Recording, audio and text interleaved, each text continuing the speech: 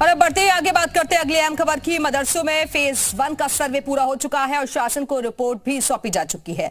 अब इस रिपोर्ट के आधार पर सर्वे का फेज 2 शुरू होने जा रहा है। हालांकि इस बार सिर्फ उन मदरसों से सवाल जवाब होंगे जो एक तो गैर मान्यता प्राप्त हैं और दूसरे जिन्होंने सर्वे के पहले फेज में मदरसों की आय की स्पष्ट जानकारी नहीं दी थी। सरकार की तरफ से ऐसे मदरसों की आय की जांच के आदेश जारी कर दिए गए हैं।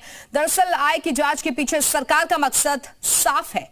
सरकार का कहना है कि यूपी में खासकर नेपाल से सटे जिलों में ऐसे कई मदरसे हैं जिन्हें विदेश से फंडिंग मिलती है और इस फंडिंग का इस्तेमाल कहीं ना कहीं देश की सुरक्षा के लिए किया जाता है, उसके खिलाफ किया जाता है।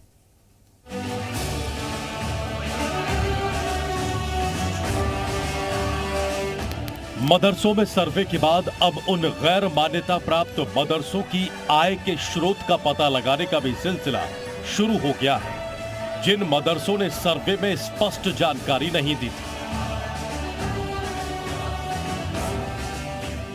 इसके लिए शासन ने मदरसों को 3 कैटेगरी में बांटा है और उनकी आय के स्रोत पता लगाने की जानकारी के आदेश दिए हैं। जो मदरसे के बच्चे हैं वो दीनी तालीम के साथ साथ दुनियावी तालीम और अच्छी नौकरियों के साथ अच्छा जीवन जिए। इसके लिए जरूरी है कि वो क्या पढ़ रहे हैं, क्यों पढ़ रहे हैं, उनका पैसा कहां से आ रहा है। इन्हीं सब चीजों का सर्वे हो करके जब मदरसे दुनियावी और दीनी तालीम साथ साथ देंगे तो मदरसों के ऊपर जो लोग राजनीति करते हैं और जो मदरसों की वजह से जो सरकारें बनी हैं, कहीं ना कहीं उनको एक सबक मिलेगा।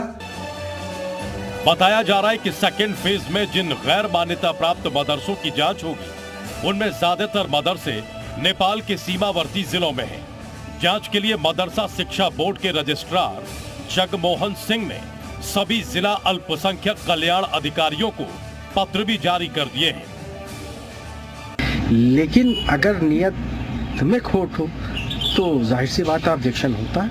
लेकिन अगर सरकार की मंशा ये है कि मदरसों में आय का सूत्र क्या है और उसके बाद उनका क्या प्लान होगा कि जो कमज़ोर तरह के जिनमें बुनियादी सुविधाएं नहीं है उनको क्या उससे जोड़ा जाएगा, उनको तक सुविधाएं पहुंचाई जाएगी। अगर ये कदम है तो इस वक्त होगा। आपको बता दें कि बीते साल सरकार ने सभी मदरसों का सर्वे करवाया था। सर्वे के दौरान मदरसों को कई पैमानों पर परखा गया था, जिसकी रिपोर्ट 15 नवंबर को शासन को सौंप दी गई थी। अब इसी कड़ी में गैर मान्यता प्राप्त मदरसों के आय के स्रोत की जांच शुरू हो चुकी है।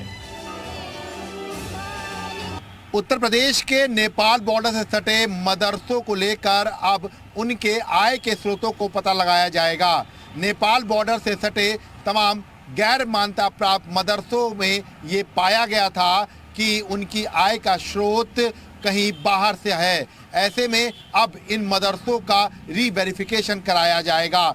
3 लेवल पर यह पूरा रीवेरिफिकेशन होगा। कैमरामैन दिवाकर साथ विशाल रघुवंशी, जी मीडिया, लखनऊ। और अब आइए आपको ग्राफिक्स के जरिए कुछ महत्वपूर्ण जानकारियां देते हैं कि जांच में क्या क्या होगा।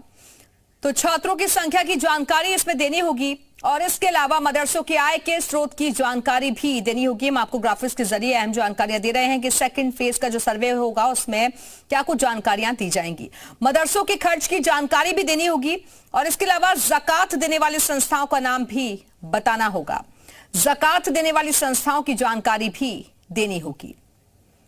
दरअसल पिछले कुछ सालों से मदरसों को लेकर लगातार सवाल उठ रहे हैं और सवाल क्यों उठ रहे हैं तो वो भी हम आपको लगातार बता रहे हैं कि कुछ मदरसों के आतंकियों से रिश्तों का भी आरोप लगा है। वहीं कुछ मदरसों में देश विरोधी गतिविधियों के भी आरोप लगे हैं और मदरसों के जरिए अवैध फंडिंग का आरोप है। देश विरोधी गतिविधियों में शामिल होने के भी आरोप लगे हैं। कई मदरसों पर आतंकी ट्रेनिंग का आरोप है और मदरसों पर कट्टरता का पाठ पढ़ाने का आरोप है। नौजवानों का ब्रेन वॉश करने के भी आरोप लगे हैं और इसीलिए सरकार ने पहले सर्वे करवाया और अब ये सेकंड फेज सर्वे का शुरू होने जा रहा है, जिसमें आय का स्रोत भी बताना होगा। साथ ही साथ छात्रों की संख्या भी बतानी होगी कि कितने छात्र वहां पर पढ़ रहे हैं और सरकार का कहना है कि इसी के आधार पर हम वहां